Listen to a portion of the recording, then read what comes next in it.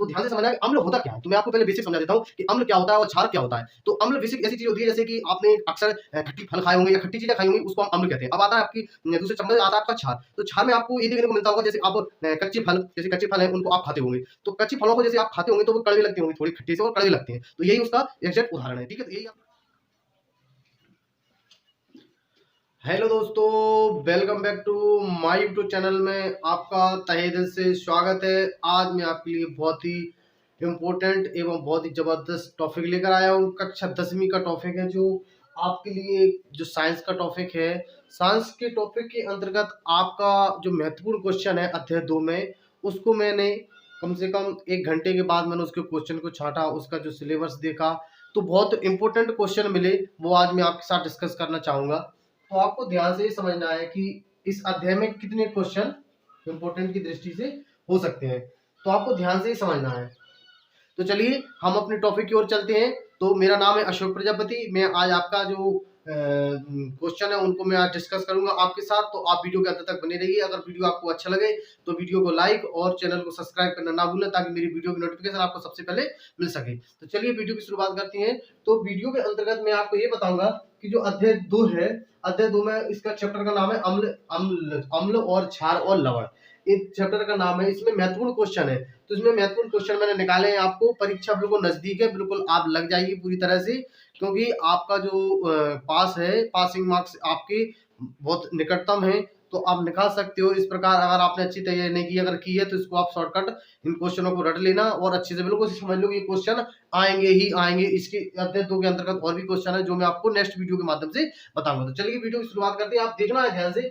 इसमें लिखा है कि अम्ल और क्षार में अंतर लिखिए। पहला क्वेश्चन तो यही है, और ये समझ लो कि ये क्वेश्चन आपके पेपर में बिल्कुल छप गया। ये समझो, ये छपा क्वेश्चन मिलेगा। तो आपको मैंने देखिए इसमें कितनी 5 डिफरेंस लगवा दिए हैं। तो आपको कोई 2 डिफरेंस पूछेगा, 2 पूछ लेगा, या फिर ज्यादा से ज्यादा 3 पूछेगा। अगर उसमें पूछ लिया कि अम्ल और क्षार में कोई 3 अंतर लिखिए, तो आप लिख सकते हो। इसमें से कम कर देना है आपको अंतर, लेकिन 5 याद कर लेना है। तो आप 3 लिख देना, 4 लिख देना, और आप 5 तक भी लिख सकते हो, कोई दिक्कत नहीं रहेगी। तो आप इसके डिफरेंस को आप छांट कर लिख सकते हो। तो आपको इसमें ध्यान से ये समझना है।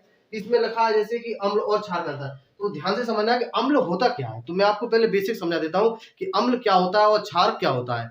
तो अम्ल बेसिक ऐसी चीज होती है जैसे कि आपने अक्सर खट्टी फल खाए होंगे या खट्टी चीजें खाई होंगी, उसको हम अम्ल कहते हैं। अब आता है आपकी दूसरे चम्मच आता है आपका क्षार। तो क्षार में आपको ये देखने को मिलता होगा जैसे आप कच्चे फल, जैसे कच्चे फल हैं उनको आप खाते होंगे। तो कच्चे फलों को जैसे आप खाते होंगे तो वो कड़वे लगते होंगे, थोड़े खट्टे से और कड़वे लगते हैं। तो यही उसका एग्जैक्ट उदाहरण है। ठीक है, तो यही आपका एक डिफरेंस भी हो जाएगा। तो आपको ध्यान से समझ लेना। अब ध्यान से समझना कि अम्ल होते कैसे हैं और क्षार कैसे होते हैं, वो आपको स्क्रीन के सामने दिखाई दे रहा होगा। मैं आपको इसको और अच्छे से डिस्कस करूंगा, तो आपको ध्यान से समझ के चलना है। तो देखिए जैसे लिखा है यहाँ कि अम्ल स्वाद में खट्टे होते हैं। अम्ल अम्ल है वो स्वाद में खट्टे होते हैं, जबकि क्षार स्वाद में कड़वे होते हैं। मैंने अभी आपको जस्ट समझाया कि जैसे हम फल फ्रूट खाते हैं वो खट्टे होते हैं, और वो कच्चे फल खाते हैं वो कड़वे होते हैं। आप जैसे जाम फल खा लेना, तो जाम फल आप जैसे खाओगे वो भी कच्चा, तो वो कैसा लगेगा आपको, कड़वा लगेगा। और जैसे आपको बेर आपने खाए होंगे या इसी भी अन्य कोई चीजें खाई हो जो आपको खट्टी लगी हो, तो वो सब आ जाते हैं खट्टे के अंतर्गत। ठीक है, तो जो अम्ल स्वाद में खट्टे होते हैं, क्षार स्वाद में कड़वे होते हैं। आप ध्यान से समझना, अम्ल नीले लिटमस पेपर को लाल कर देते हैं और क्षार लाल लिटमस पेपर को नीला कर देते हैं। अब आपको यहाँ से ये समझना है कि मतलब मैं कहने का मतलब मैं समझा क्या रहा हूँ आपको। तो आपने एक चीज और देखी होगी, अगर आप एप्पल लाए हो, एप्पल को अगर आप काट के रखोगे, एप्पल को जैसे अपन काट के रखोगे, तो कुछ टाइम बाद एप्पल पर कुछ परत आ जाती है। वही बात यहाँ पर कही गई है। और इसमें क्षार में कैसी बात कही है, आपने बैगन को काटा होगा, बैगन को जैसे आप काटोगे कुछ टाइम के लिए छोड़ दोगे, तो वो आपको कुछ अलग टाइप से कलर का आ जाएगा, वो यहाँ पर आपका लागू हो जाता है। वो मैं सिर्फ आपके लिए एग्जाम्पल के रूप में समझा रहा हूँ कि आपको ये समझ में आ जाना चाहिए कि लिटमस पेपर को लाल कर देता है, लाल को नीला कैसे कर देता है। तो आपको ये एग्जाम्पल के तौर पे समझ लेना है कि जो हम जामफल को उसको एप्पल को काटते हैं, तो एप्पल का रंग थोड़ा गंधहीन हो जाता है, और इसका भी जैसे हम बैगन को काटेंगे तो उसका भी रंग गंधहीन हो जाएगा। यही वही प्रक्रिया यहाँ पर लागू होती है। तो ठीक है, ये हो जाता है। इसके बाद तीसरा जो डिफरेंस है वो क्या है, अम्ल में हाइड्रोजन आयन की मात्रा अधिक होती है और क्षार में हाइड्रो ऑक्साइड की अधिक मात्रा होती है। अब ये क्या होता है, तो देखिए ध्यान से, अम्ल है अब जी तो रासायनिक क्रिया के अंतर्गत आएगा, जो आपको मैं इसी के जो चैप्टर है इसकी जो व्यंजक चूर्ण वगैरह है, व्यंजक चूर्ण है, प्लास्टर ऑफ पेरिस है, इसकी जो मैं क्वेश्चन लेकर आऊंगा उसमें मैं आपको इसमें आयन समझाऊंगा, इनकी आयन किस प्रकार निकल गए, इसके आयन का आदान प्रदान किस प्रकार होता है। तो कुल मिला के जो अम्ल हाइड्रोजन की मात्रा है वो अधिक होती है, और इसमें हाइड्रो ऑक्साइड की मात्रा अधिक होती है। बस इतना याद रख लेना, इसमें हाइड्रोजन की मात्रा, हाइड्रोजन आयन की मात्रा होती है अधिक, और इसमें हाइड्रो ऑक्साइड की मात्रा अधिक होती है। बस इतने से ज्यादा आपको याद नहीं रखना है। अब इसके बाद अगला नेक्स्ट देखिए क्वेश्चन।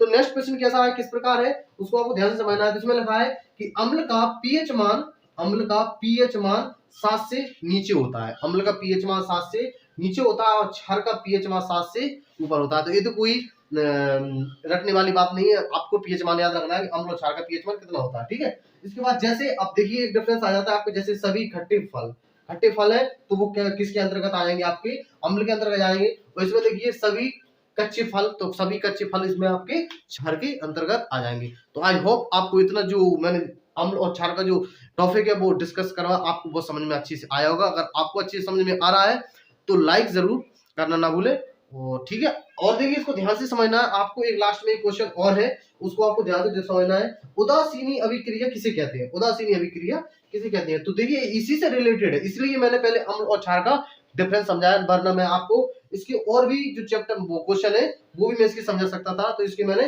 जो आपको पहले यही समझाया कि अम्ल और क्षार होते क्या है, ठीक है। तो देखिए ध्यान से, तो उदासीनी अभिक्रिया किसे कहते हैं। देखो अम्ल एवं क्षार की अभिक्रिया के परिणाम स्वरूप अगर अम्ल और क्षार को मिला दिया जाए, अम्ल और क्षार को जैसे अगर मिला दिया जाए तो परिणाम स्वरूप लवण एवं जल प्राप्त होता है, लवण एवं जल प्राप्त होता है। इसे हम उदासीनी अभिक्रिया कहते हैं। अगर आप अम्ल और क्षार को एक साथ क्रिया कराते हो, अम्ल और क्षार की, तो हमें लवण और जल प्राप्त होंगे। आपको इतना याद रख लेना है, अम्ल और क्षार को एक साथ मिला देते हैं तो लास्ट में हमें क्या प्राप्त होगा, लवण और जल प्राप्त होगा। देखिए भाई इसका फॉर्मूला भी लिखा है कि क्षार प्लस अम्ल को अगर मिलाएंगे, क्षार और अम्ल और क्षार दोनों को मिलाएंगे तो क्या बनेगा, तो ये लवण और जल बन जाएगा। ये बहुत ही आसान था, बहुत ही इंपॉर्टेंट टॉपिक है। ये क्वेश्चन बिल्कुल आई हुई क्वेश्चन है, बिल्कुल ये समझो कि आपके पेपर में लिखी हुई है। इसका टॉपिक में और इसको और कंटिन्यू करूंगा, इसकी मैं 1-2 क्लास और लाऊंगा।